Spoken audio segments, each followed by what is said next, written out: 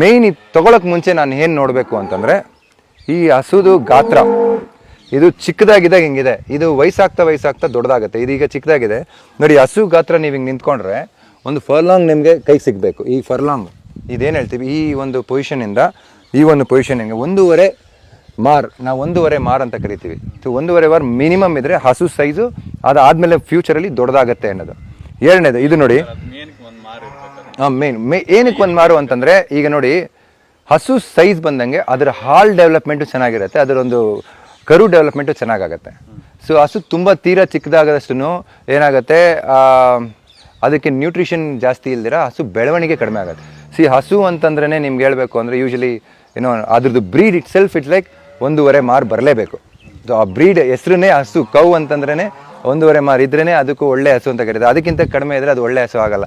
So there are different breeds ಬರುತ್ತೆ. ಇವಾಗ ನಮ್ಮ ಮಲೆನಾಡು ಗಿಡ್ಡ ಅಂತ ಕರಿತೀವಿ, ನಾಟಿ ಹಸುಗಳಿದ್ದಾವೆ, ನಮ್ಮಲ್ಲೇ ಬೇರೆ ಬೇರೆ ತಳಿಗಳಿದ್ದಾವೆ, ಅವೆಲ್ಲ A2 ಮಿಲ್ಕಲ್ಲಿ ಅವೆಲ್ಲ ಬೇರೆ ಬೇರೆ ತಳಿಗಳು ಹಸುಗಳು. ಈಗ ನೀವು ಸೀಮೆ ಹಸು ಅಂತ ಬಂದಾಗ ನಿಮ್ಗಿದು 1.5 ಮಾರು ಮಿನಿಮಮ್ ಇರಲೇಬೇಕು. ಇದ್ರೆ ಏನಂತಂದರೆ ಇದರಲ್ಲೂ ಡಿಫ್ರೆನ್ಸಸ್ ಬರುತ್ತೆ ನೋಡಿ, ಹೇಳ್ತೀನಿ. ಈಗ ಈ ಹಸುನೇ ತಗೊಳ್ಳಿ, ಇಲ್ಲಿ ನೋಡಿ, ಇಲ್ಲಿ ಹಾಲು ನರ ಬರುತ್ತಲ್ಲ, ಇದು ಜಿಗ್ಜ್ಯಾಗ್ ಆಗಿರಬೇಕು ನೋಡಿ, ಇದು ಜಿಗ್ಜ್ಯಾಗ್ ಆಗಿ ಬರಬೇಕು. ಜೊತೆಗೆ ಈ 4 ಕೆಚ್ಚಲು ಏನಿದೆ ನೋಡಿ, ಕೈ ಇಕ್ಕಿದ್ರೆ ಇಲ್ಲಿ ಕೈ ಇಕ್ಬೇಕು, ಈಗ ಇಲ್ಲಿ ಕೈ ಇಕ್ಕಿದ್ರೆ ನಿಮಗೆ ಈ ಥರ ಇರಬೇಕು. ಈ 4 ಡಿಫ್ರೆನ್ಸಸ್ ಇರಬೇಕು. ಓಕೆ, ಈ ಬಕೆಟ್ಗೆ ಈ 4 ಡಿಫ್ರೆನ್ಸಸ್ ಇರಬೇಕು. ಕೆಲವು ಸಲ ಹೇಳ್ತಾರೆ, ಎಲ್ಲರೂ ಹೇಳ್ತಾರೆ ನೋಡಿ, ಈ ಥರ ಬ್ಲ್ಯಾಕ್ ಆ್ಯಂಡ್ ವೈಟ್, ಬ್ಲ್ಯಾಕ್ ಮತ್ತು ಈ ಥರ ಇದ್ದರೆ ಹಾಲು ಚೆನ್ನಾಗಿ ಹೊಡೆಯುತ್ತೆ. ಸೊ ಅದು ಅವಾಗಿಂದ ಬಂದಿರೋಂಥ ತಲೆದಾರದಿಂದ ಬಂದಿರೋಂಥ ಒಂದು ಪದ್ಧತಿ. ಈ ಒಂದು ಹೋಲ್ ಇದೆಯಲ್ಲ, ಈ ನಮ್ಮ ತೊಟ್ಟದು ಹೋಲ್ ಇದೆಯಲ್ಲ, ನಮ್ಗೆ ಹಾಲು ಕರಿಯೋ ಹೋಲು. ಈಗ ನೋಡಿ, ಈಗ ನಮ್ಗೆ ಹಾಲು ಕರಿಲಿಕ್ಕೆ ನಾವು ಹಾಲು ಹಿಡ್ಕೊಂಡು ಹಿಂಗೆ ಕರಿತೀವಿ ಅಂದರೆ ಅದ್ರದ್ದು ಹೋಲು ಈ ಥರ ನೀಟಾಗಿರಬೇಕು. ಹೋಲು ದಪ್ಪ ಆದರಷ್ಟು ಇನ್ಫೆಕ್ಷನ್ಗೆ ಅದು ಈಸಿ ಆಗತ್ತೆ. ಹೋಲು ತುಂಬ ಕಡಿಮೆ ಇದ್ದಷ್ಟು ಇನ್ಫೆಕ್ಷನ್ ಜಾಸ್ತಿ ಬೇಗ ಆಗಲ್ಲ. ಓಕೆ, ಯಾಕಂದರೆ ನಿಮ್ಗೆ ತುಂಬ ದಪ್ಪ ಹೋಲಾದರೆ ಮೈಕ್ರೋ ಬ್ಯಾಕ್ಟೀರಿಯಾಸ್ ಏನಿರುತ್ತೆ ಇದು ಕ್ಲೀನ್ ಆಗದಿರಾಗ ಒಳಗಡೆ ಹೋಗ್ಲಿಕ್ಕೆ ತುಂಬ ವೆರಿ ಈಸಿಯೆಸ್ಟ್ ಆಗುತ್ತೆ. ಈಗ ದೊಡ್ಡ ನೊಣಗಳು ಅವೆಲ್ಲ ಒಳಗಡೆ ಹೋಗಿ ತುಂಬ ಪ್ರಾಬ್ಲಮ್ ಮಾಡ್ತೀವಿ. ಈ ಕೆಚ್ಚಲು ಬಾಹು ರೋಗ ಏನು ಬರುತ್ತೆ because of this one it self. So ಆದಷ್ಟು ಇದನ್ನು ನಾವು ಅದು ಎನಿ ಟೈಮು ಕ್ಲೀನಾಗಿ ಇಟ್ಕೊಳ್ಳೋದು ತುಂಬ ಒಳ್ಳೆಯದು, ಈ ಒಂದು ಪೋರ್ಷನ್ನ. ಸೊ ನೆಕ್ಸ್ಟ್ ಬಂದ್ಬಿಟ್ಟು ಈ ಬಾಡಿ ಆದಮೇಲೆ ನೋಡಿ, ಇಲ್ಲಿ ಹಸುಗಳು ನಿಮಗೆ ಕರೆಕ್ಟಾಗಿರಬೇಕು ಅಂದರೆ ಈ ಒಂದು ನಡ ಏನಿದೆ ನೋಡಿ, ಈ ನಡ ಇದೆಯಲ್ಲ, ಇದು ಗಟ್ಟಿ ಇರಬೇಕು ನಿಮಗೆ. ಈ ಒಂದು ಜಾಗದಲ್ಲಿ ನೋಡಿ, ಇದು ನೋಡಿ, ಇದಿನ್ನೂ ಚಿಕ್ಕ ಹಸು ನಾನು ಹೇಳಿದ್ನಲ್ಲ, ಇದ್ರದ್ದು ಸೈಜ್ ನೋಡಿ ಎಷ್ಟಿದೆ ಕತ್ತದು, ಆಯಿತಾ. ಇಲ್ಲಿ ಈ ನಡ ಇದೆಯಲ್ಲ, ಇದೇ ಅದ್ರದ್ದು ಸ್ಟ್ರೆಂತು.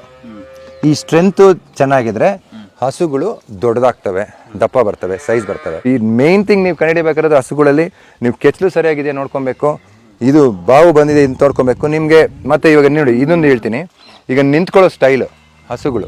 ಈಗ ನೋಡಿ, ನಮ್ಮ ಹಸುಗಳು ನಿಂತಿರೋ ಸ್ಟೈಲ್ ನೋಡಿ, ನಾನು ತಂದಿರೋ ಹಸುಗಳು ನಿಂತಿರೋ ಸ್ಟೈಲ್, ನಿಮ್ಗೆ ಇಲ್ಲಿ ಗ್ಯಾಪ್ ಇದೆ.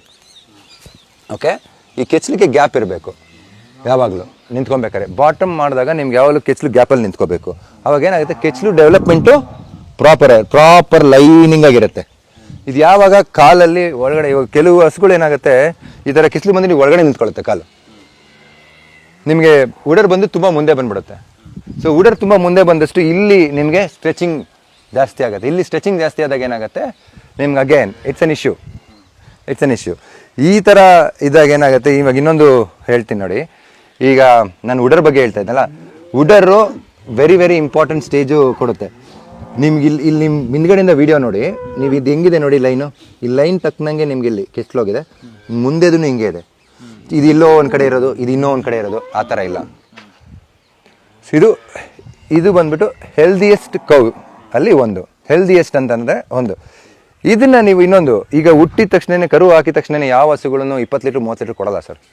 ನೀವು ಕರು ಹಾಕಿ 3-4 ದಿನ ಆಗಬೇಕು, 1 ವಾರ, 15 ದಿನ, 20 ದಿನ, ಅದು ಉಡರು ತುಂಬ ಗಟ್ಟಿಯಾಗಿರುತ್ತೆ. ಸೊ ಫಾರ್ಮೇಷನ್ ಆಗುತ್ತೆ. ಈಗ 7ರಿಂದ 8-9 ತಿಂಗಳು ಏನು ನಾವು ಮಾಡಿರ್ತೀವಿ ಅದರಲ್ಲಿ ಒಂದು ಹಾಲು ಫಾರ್ಮೇಷನ್ ಆಗಬೇಕಾದ್ರೆ ನಿನಗೆ ಉಡರು ಗಟ್ಟಿ ಆಗಿಬಿಡುತ್ತೆ. ಸೊ ಅದು ಜೋಂಪು ಅಂತ ನಾವು ಕರಿತೀವಿ.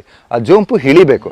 ಆ ಹಿಳಿದಾಗ ಏನಾಗುತ್ತೆ, ಉಡರ್ ತುಂಬ ಹಾಲು ಉತ್ಪನ್ನ ಆಗಿ ಆಮೇಲೆ 15 to 20 ಡೇಸ್ ಆದಮೇಲೆ ನಿಮ್ಗೆ ಒರಿಜಿನಲ್ ರೇಷಿಯೋ ಏನಿದೆ, ಆ ಹಸು ಕೆಪಾಸಿಟಿ ಏನಿದೆ, ಅದು 15 to 20 ಡೇಸ್ ಆದಮೇಲೆ ನಿಮಗೆ ಗೊತ್ತಾಗೋದು.